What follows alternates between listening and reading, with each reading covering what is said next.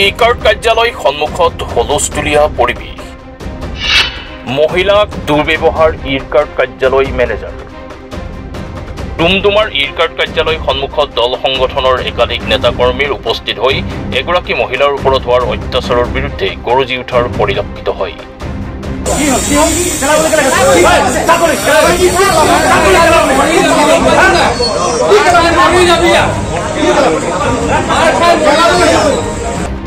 ডুমডুমাৰ ই-কাৰ্ড কাৰ্যালয়ত কৰ্মৰত এগৰাকী মহিলা কৰ্মচাৰীক দীৰ্ঘদিন ধৰি দুৰ্ব্যৱহাৰ কৰি আহিছিল ই-কাৰ্ডৰ মেনেজাৰে। ই-কাৰ্ডত কৰ্মৰত মহিলাগৰাকী ইতিমধ্যে ডুমডুমা আৰক্ষী থানাত দাখিল কৰিছে এজাহাৰ। খবৰ অনুসৰি চাৰফাজ নাৱাৰ হৈছে ডুমডুমা আৰু তিনিচুকীয়া জিলাৰ ই-কাৰ্ডৰ এৰিয়া মেনেজাৰ।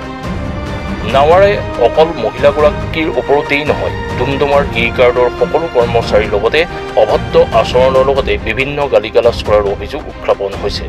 বিশ্ব হিন্দু পৰিষদ বজৰং দল ডুমডুমাত আমি উপস্থিত হৈছোঁ। আমাৰ যি এজনী ভণ্টিৰ লগত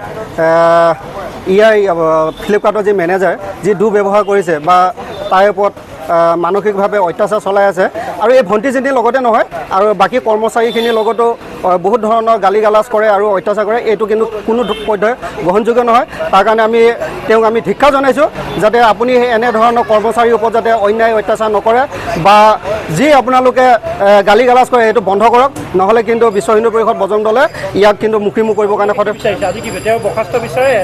হয়। আমি এই ফ্লিপকাৰ্টৰ পৰা তেখেতক আমি বৰ্খাস্ত বিচাৰিছোঁ, আৰু যদি এই ফ্লিপকাৰ্টে যদি তেখেতক বৰ্খাস্ত নকৰে তেতিয়া অনাগত দিনত কিন্তু তিনিচুকীয়া জিলাত যিমান তেওঁলোকৰ অফিচ চলি আছে আমি তালা লগাবৰ কাৰণে বিশ্ব হিন্দু পৰিষদ বজৰং দল আৰু লগতে ইয়াত বিল লাচিত থানাও আমাৰ লগত জড়িত হৈ আছে বা ইয়াত উপস্থিত আছে। আমি সকলোৱে মিলি তেওঁলোকৰ অফিচসমূহ আমি তালা লগাবৰ কাৰণে বাধ্য হ'ম।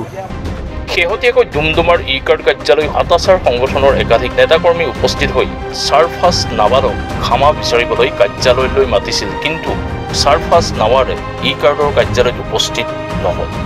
গৰাকীৰ লগত তাই বহুত দিনৰ পৰা এনেকৈ শুনি আছিলে।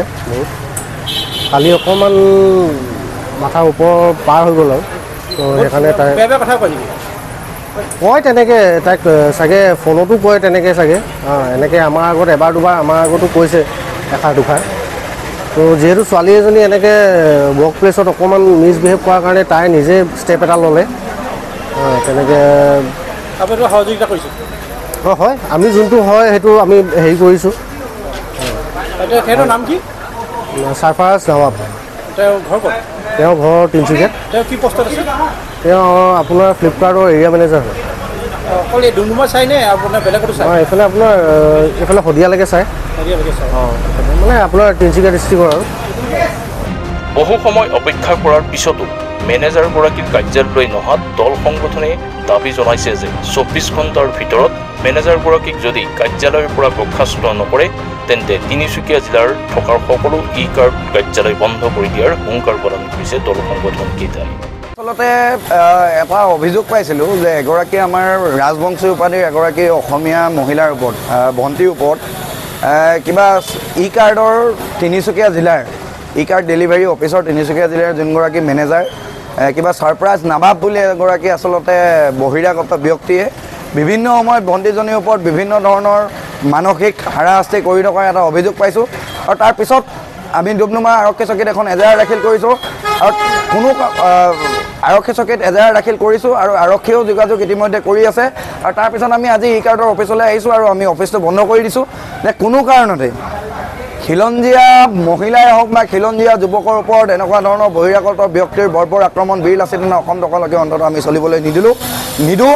গতিকে এটা কথা স্পষ্টকৈ কৈ দিব বিচাৰিছোঁ যে চাৰফাজ নাৱাব বোলা ব্যক্তিগৰাকীক যেতিয়া পৰ্যন্ত ই-কাৰ্ডে চাকৰিৰ পৰা বৰ্খাস্ত নকৰিব, যেতিয়া পৰ্যন্ত ডুমডুমা আৰক্ষী প্ৰশাসনে এইগৰাকীৰ ওপৰত ব্যৱস্থা গ্ৰহণ নকৰিব, তেতিয়া পৰ্যন্ত কিন্তু বীৰ লাচিত থানা অসমে কোনো কাৰণতে ক্ষান্ত হৈ নাথাকে। আৰু যেতিয়া পৰ্যন্ত এইগৰাকীৰ ওপৰত বৰ্খাস্ত নকৰে তেতিয়া পৰ্যন্ত কিন্তু ই-কাৰ্ডৰ অফিচ কিন্তু তলা লগাই থোৱা হ'ব। এয়া কিন্তু স্পষ্টকৈ কৈ দিব বিচাৰিছোঁ। নহয়, ই-কাৰ্ডৰ বহু নহয়, আচলতে সমূহ বিষয়ববীয়াই প্ৰতিজন ডেলিভাৰী খাটি খোৱা ডেলিভাৰী বয়ে হওক বা ইয়াত কম্পিউটাৰ চলোৱা যুৱকে হওক প্ৰতিজন ষ্টাফে আচলতে আমাৰ লগত সহযোগিতা আগবঢ়াইছে। আৰু তেওঁলোকে কৈছে যে এইগৰাকী মেনেজাৰে বিভিন্ন সময়ত অকল কেৱল মাত্ৰ যুৱতীগৰাকীৰ ওপৰতে নহয় বিভিন্ন যুৱকসকলৰ ওপৰতো কিন্তু বিভিন্ন ধৰণৰ অশ্লীল গালি গালাজকে আদি কৰি বিভিন্ন ধৰণৰ মানসিক হাৰাশাস্তি চলাই আহিছে গতিকে এটা কথা স্পষ্টকৈ কৈ দিব বিচাৰিছোঁ এইগৰাকী ব্যক্তিক কিবা নাবাব নে কি কিবা বহিৰাগত ব্যক্তিগৰাকীক যদি অতি শীঘ্ৰে যদি প্ৰশাসনে গ্ৰেপ্তাৰ নকৰে অতি শীঘ্ৰে যদি ই কাৰ্ডে যদি চাকৰিৰ পৰা বৰ্খাস্ত নকৰে তেতিয়া পৰ্যন্ত কিন্তু এখন গণতান্ত্ৰিক আন্দোলন গঢ়ি তুলিম আমি বীৰ লাচিত দিহানাম অসমে একদম স্পষ্টকৈ কৈ দিব বিচাৰিছোঁ